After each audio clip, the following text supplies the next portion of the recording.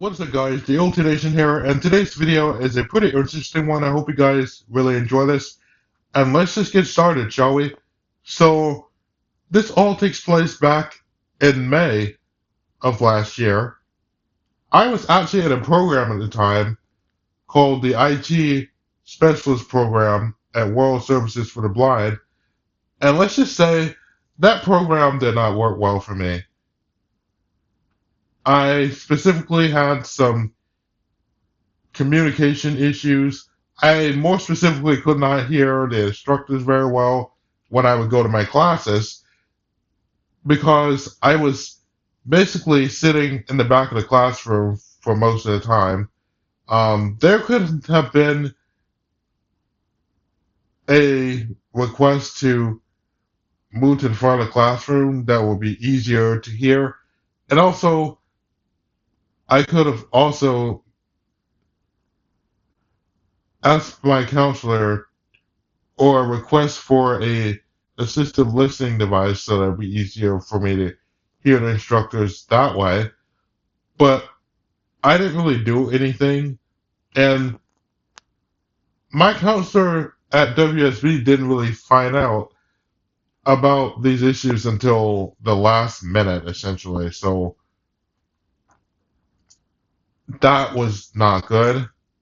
And because I was a very introverted and quiet individual, people basically just made assumptions like I couldn't communicate, which it's not good to assume things whatsoever.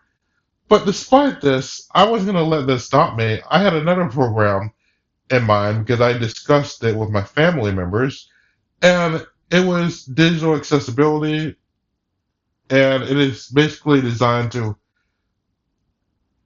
help people with disabilities, more specifically, make content on web pages more accessible. And when I went home, I started conducting some research and found a program called Ablr. Now, Ablr is a disability inclusion program that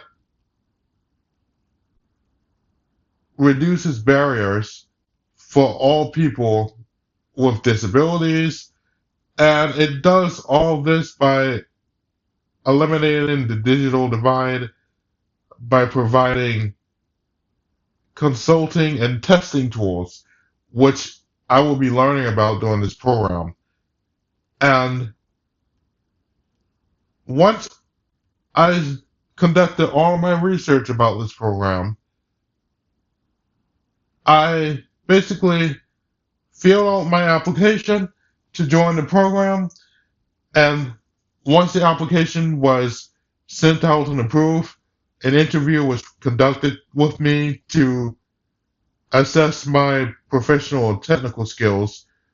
So the first portion of the assessment was a professional interview, which it basically gave me the opportunity to introduce myself and explain my professional work experience that I had, which I didn't really give a complete answer because I didn't really have any. And the most, that was pretty much the most challenging part of that assessment. But when I got to the technical portion of the assessment, I did really good in that, actually, because I've been using assistive technology for 10 plus years.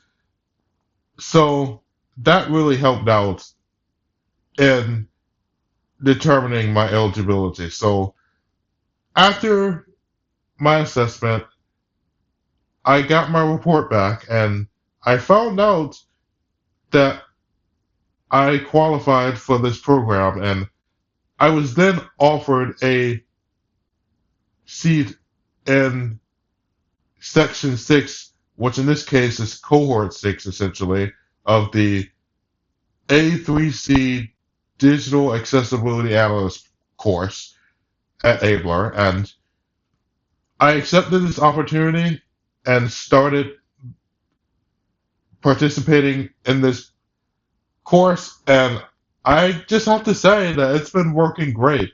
One of my favorite topics that we ever discussed was the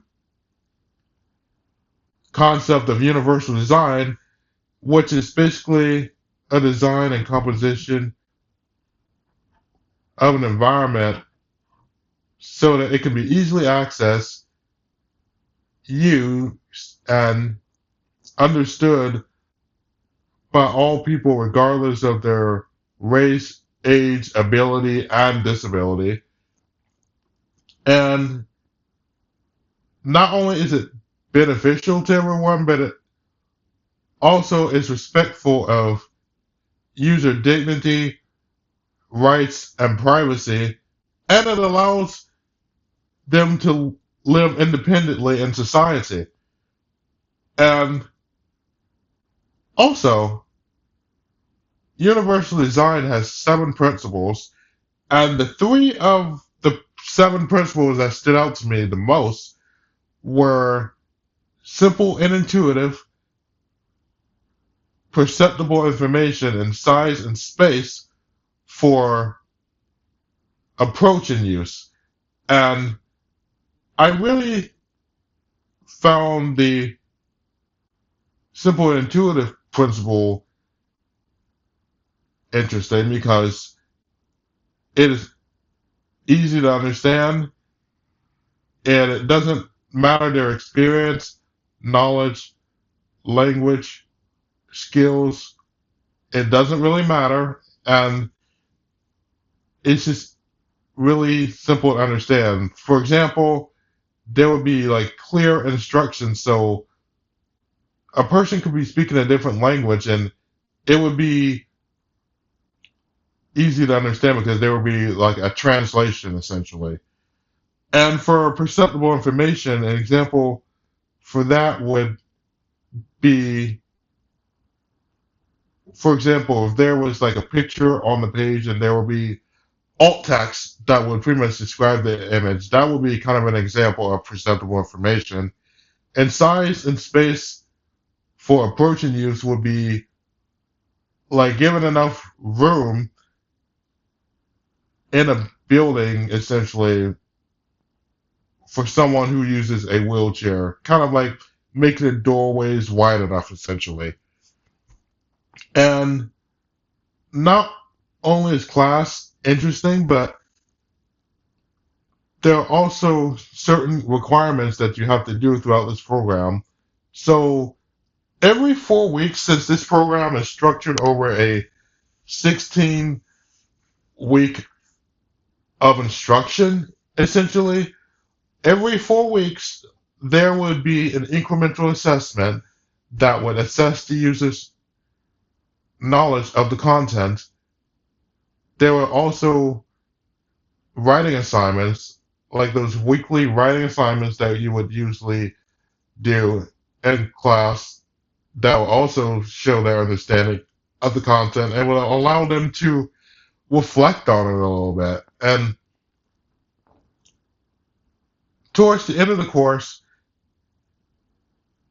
students are actually required to take the Certified Professional and Accessibility Core Competencies, or CPACC exam, which is a requirement for those seeking a career in digital accessibility professional. And that's actually really important. And I can proudly say that I have already passed the first incremental exam with a score of 88%. The program has been going well for me. I have not had a single complaint as of yet. And I'm hoping by the end of this program, I will pass the CPAC and hopefully I would use this knowledge that I gained from this course to pursue a career in the IT industry. So pretty much that's my experience at Ablr. I hope you guys really enjoyed this, and I will see you guys next time. Peace out, everybody.